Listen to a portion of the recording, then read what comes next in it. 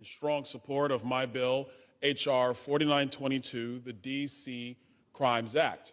Rather than prioritizing the safety of law-abiding and protecting the lives of innocent residents and visitors, district officials have actively facilitated dysfunction and chaos through their progressive soft-on-crime policies. Instead of addressing the clear epidemic of youth crime in the city, the D.C. City Council increased the age of youth offenders to individuals 24 years old and younger, meaning fully grown legal adults in the District of Columbia can receive sentences meant for children.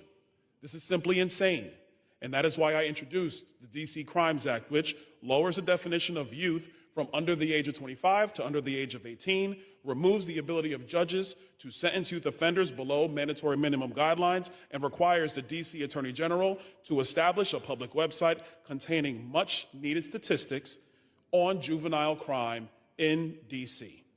The Trump administration's efforts have shown that lawlessness is a choice, and it is time for Congress to step up, adhere to our constitutional duty, and firmly address crime in the nation's capital. Many people know me for being able to do alliterations, and all I could think about was amnesia allows adolescent accountability avoidance agility from across the aisle. So work with me for a second.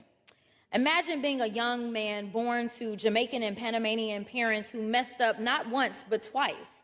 Imagine standing in front of a judge with your whole future hanging in the balance, and instead of prison, you are given a promise of mercy. Your record gets wiped clean. You get a second chance at life. Now imagine taking that promise and turning it into promotion.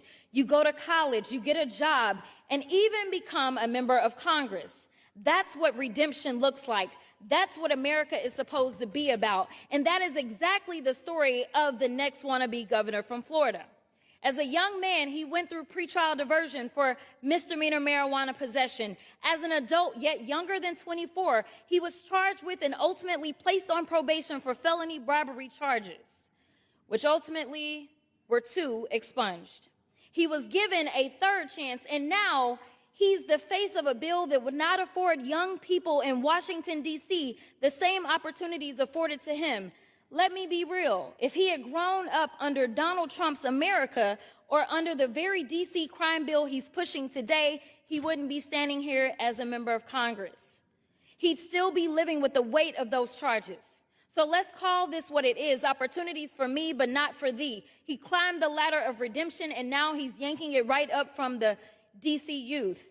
See, most of us were taught to lift as you climb, but clearly some have forgotten to lift as they climb, and now they are committed to telling the next generation to pull themselves up by their bootstraps. I will not sit quiet while a man who was saved by grace turns around and tries to snatch grace away from others.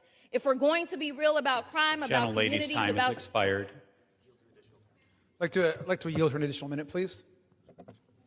Gentlewoman is recognized. About second chances and even 3rd chances, then it needs to start with us looking in the mirror and remembering that even the author of this bill has a story too before he tries to lecture D.C. on safety.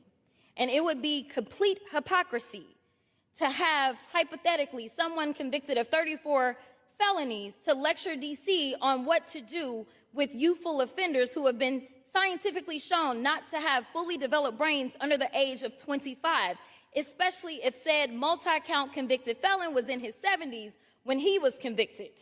What would be his excuse? Because his brain would be fully developed, and with that, I will yield back.